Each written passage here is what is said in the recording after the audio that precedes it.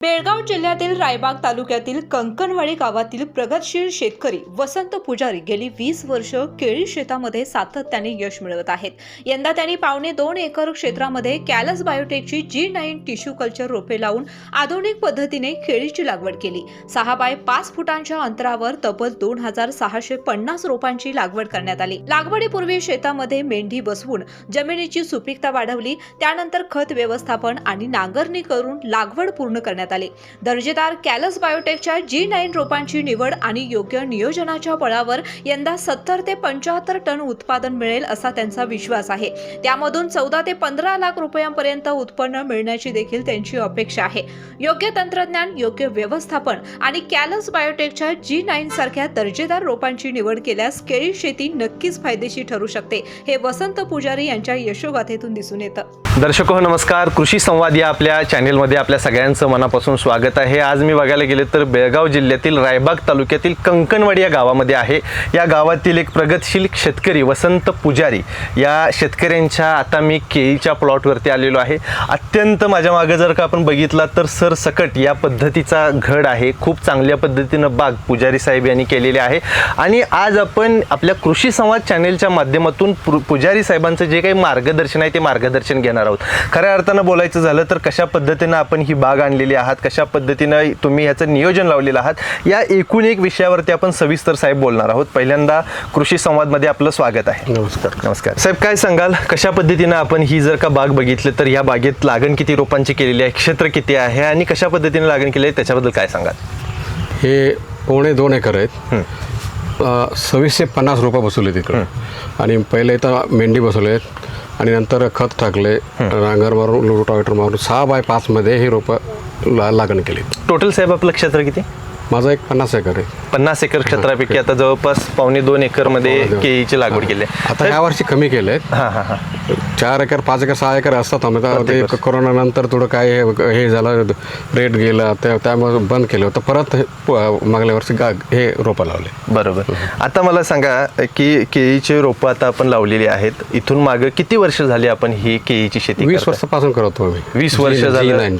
हां, 2003 पासून हे G9 करतो. G9च रोपं लावताय. कसा एक्सपिरियन्स आहे केळीची शेती साहेब? बोलायचं झालं तर शाश्वत पीक म्हटलं जातं किंवा ह्या सगळ्या गोष्टी आहेत.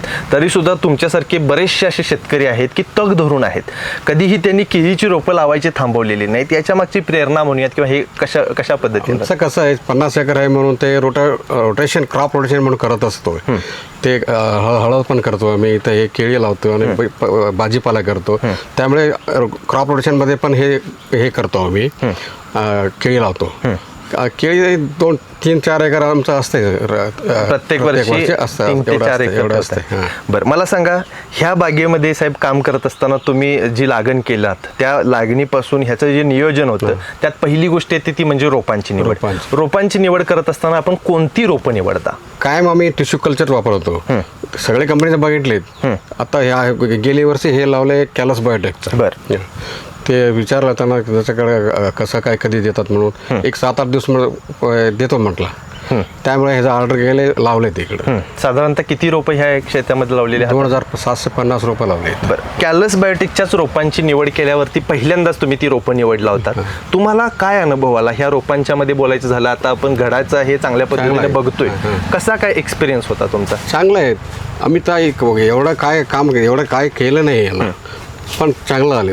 बरं, तुम्ही म्हणता एवढं काय केलं नाही पण राबणूक तर साहेब राबणूक कशा पद्धतीने होती? म्हणजे तुमचं ही रोपं लावल्यानंतरचे पुढचं जे काही नियोजन होतं ते टप्प्याटप्प्यानं, म्हणजे पहिला ही लागण झाली त्याच्यानंतर तुमचं बाकीचे जे काही कामं होती ती कशा पद्धतीने होती?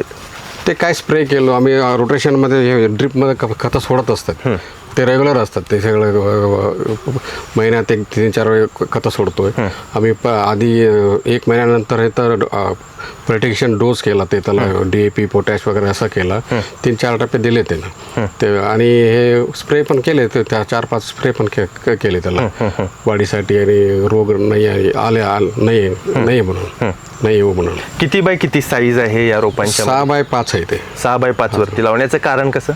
6 बाय 5 ओव्हरऑल हे ग्लोबल हे आहे हे आहे त्यामुळे ते 6 बाय 5 एवढं सरळ आहे ते बरोबर आहे. बऱ्याच वेळेला बरेचसे एक्सपोर्टलासाठी पण आणि इथं लोकल पण हे चांगलं येते ते 6 बाय 5 मध्ये. आता आपण साहेब याच्या खर्चावरती जाऊया. साधारणतः एकरी किती खर्च येतोय रोपा हे करत असतात? रोप आणि खत मेंढे बसवायचं सगळं मिळून 1 लाख रुपये खर्च येते सगळ्या म्हणजे हे 2.5 एकरसाठी? नाही 1 एकरला. 1 एकरला 1 लाख रुपये म्हणजे एकरी 1 लाख येते. 1 लाख खर्च येतोय. आणि रोपं जी मिळालेली आहेत आपल्याला त्या रोपांची निवड करत असताना कशा पद्धतीने निवड करायला पाहिजे? कारण काय राहतं, पहिल्यांदा जर का निवडायचं जे रोप आहे ते चुकलं तर शेतकऱ्याचं पुढचं सगळं जे गणित आहे ते विस्कटू शकतं. आणि मग रोपं निवडत असताना तुम्ही काय बघितलं त्या रोपांच्या मध्ये? काय रोप ते फक्त ह्याचा व्हिडिओमध्ये बघितलंय, त्याचं लॅबवरनं पाठवून दिलं होतं असं असं आहे म्हणून दाखवले. ते मला साईज चांगलं वाटलं ते म्हणजे रोपाचे हार्डिंग चांगलं होतं त्यामुळे ते निवडून घेतले. जवळपास बघायला गेलं तर त्यांनी कॅलस बायोटेक या 2.5 एकरचं क्षेत्र आहे. या 2.5 एकरच्या क्षेत्रामध्ये कॅलस बायोटेक या कंपनीची रोपं निवडलेली आहेत. ती रोपं निवडण्याचं रिझन म्हणजे त्याची हार्डनिंग चांगली होती अशा पद्धतीचं त्यांचं एक म्हणणं आहे. आणि माझ्या मागं आपण जर का घड बघितलात तर सरसकट जर का बागेमधले आपण घड बघितलं तर या पद्धतीचे सरसकट घड आलेले आहेत. एकूण एक बाग बघितली तर 1 टाक बाग आल्याचं आता आपल्याला बघायला मिळते. साहेब जवळपास तुम्ही म्हटलात की माझी 50 एकर क्षेत्र आहे. मग ते किती जणांची तुमची फॅमिली आणि कशा पद्धतीने त्याचं? माझं 8 भाऊ जण आहे आपण. 8 भाऊ आहेत. बर.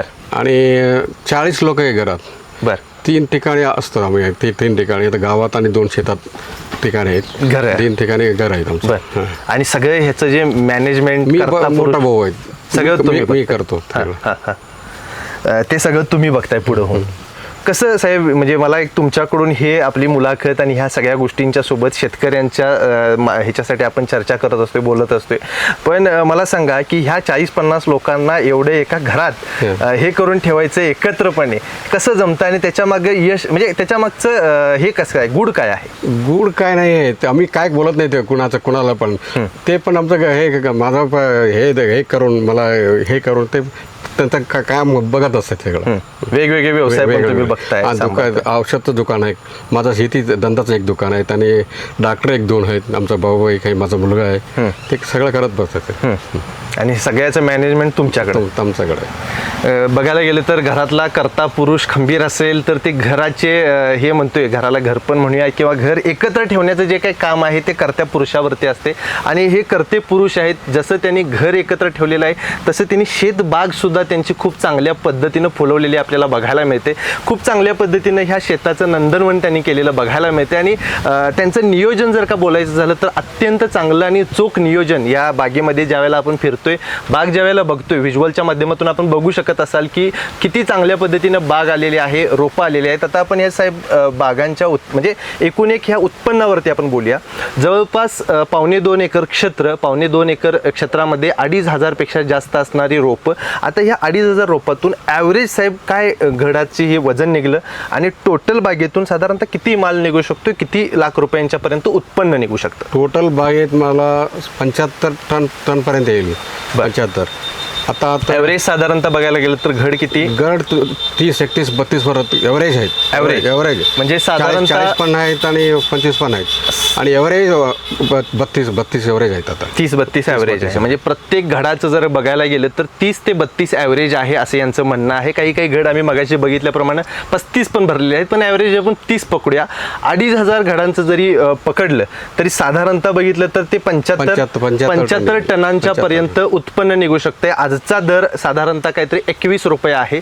गेल्या 2 आठवड्यापूर्वी हा दर साधारणतः 25च्या वरती होता आणि काही मागच्या महिन्यामध्ये बघितलं तर 35 पर्यंत देखील दर गेलेला होता. पण ॲव्हरेज आपण पकडताना 20चं पकडूया. म्हणजे साधारणतः 75 टनाचं 20 जरी ॲव्हरेज पकडलं तर किमान एक 14-15 लाखापर्यंत उत्पन्न या 2.5 एकर क्षेत्रामधून साहेबांना झाल्याचं कुठं ना कुठंतरी बघायला मिळते. साहेब याचं श्रेय जे आहे ते श्रेय कुणाला द्याल आणि कशा पद्धतीने?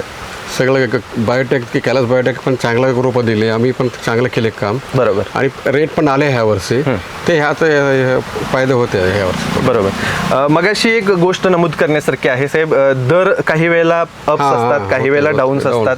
ह्या सगळ्या गोष्टी नॅचरली आहे, चालतच राहणार आहेत. दर कधी वर जाणार, कधी पडणार, ह्या सगळ्या गोष्टी आपण बघतोय. बऱ्याच वेळेला बऱ्याचशा शेतकऱ्यांनी चालू बागेवरती ट्रॅक्टर फिरवल्याचे आपण व्हिडिओच्या माध्यमातून बघितले सुद्धा. अशा शेतकऱ्यांना सल्ला काय द्याल, की संयमाचा किंवा ह्या सगळ्याचा सल्ला काय द्याल? तुमचं क्षेत्र 10 एकर असेल तर 2 एकर करत जावा केळी, आणि 6 एकर ऊस करा, 2 एकर हळदी करा, असं क्रॉप रोटेशनमध्ये राहा. कुठलं तरी एक जाईल ते येते की थोडं नुकसान तर नाही होते, एकदा होणारच आहे ते होते, तर नंतर एक आणि एकदा लाभ फायदे होते. मला सांगा की एकूण एक आता आपण बघायला गेलं तर पुजारी साहेबांच्या सोबत चर्चा केली, त्यांच्यासोबत जे काय आहे ते जाणून घेतलं, ह्या रोपांच्या विषयी असणारी सगळी माहिती घेतली, त्यांचं खताचं नियोजन असेल, पाण्याचं नियोजन असेल, ह्यांनी एकूण एक रोपं का निवडली त्याचं नियोजन असेल, या सविस्तर याच्यावरती चर्चा केल्यानंतर आपल्याला एक जाणवते की या कर्नाटक भागामध्ये असणारा जो शेतकरी वर्ग आहे, या शेतकरी वर्गाचा कुठं ना कुठंतरी कैलास बायोटेकच्या रोपांच्याकडेचा जो कल आहे तो कल वाढता आपल्याला बघायला मिळतोय. कृषी संवाद चॅनेलच्या माध्यमातून आपण अशा अनेक रोपांची, अनेक बागांची पाहणी करणार आहोत, त्यांची सविस्तर माहिती जी आहे ती आपल्यापर्यंत पोहोचवणार आहोत. शेतकऱ्यांच्या जे यशोगाथा आहे ते आपल्यापर्यंत आम्ही घेऊन येणार आहोत. तुम्हाला ही स्टोरी, तुम्हाला ही मुलाखत कशा पद्धतीने वाटली ते आम्हाला कमेंट करून जरूर कळवा. तुर्तास तरी या व्हिडिओसह मी इथे थांबतो. कृषी संवाद चॅनेलसाठी कॅमेरामन सचिन वरेकर यांच्यासह मी अभिजित. धन्यवाद.